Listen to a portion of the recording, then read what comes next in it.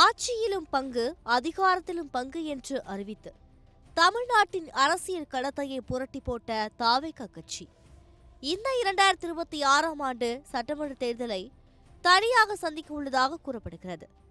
இதனால் அதிமுக, திமுக, நதக, தாவேகா என்று 4 முனை போட்டி தமிழ்நாடு சட்டமன்ற தேர்தலில் உருவாகியிருக்கிறது. இதற்கிடையே பிப்ரவரி மாதம் தமிழ்நாடு சட்டமன்ற தேர்தலுக்கான தேதியை தேர்தல் ஆணையம் அறிவிக்கலாம் என்று எதிர்பார்க்கப்படுகிறது.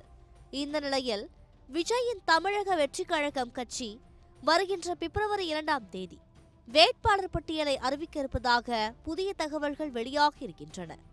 கட்சியின் 3ஆம் ஆண்டு தொடக்க விழா பிப்ரவரி 3ஆம் தேதி கொண்டாடப்பட இருப்பதாகவும் அன்று தலைவர் விஜய் முதல்கட்ட வேட்பாளர் பட்டியலை வெளியிட இருப்பதாகவும் தகவல்கள் அடிபடுகின்றன.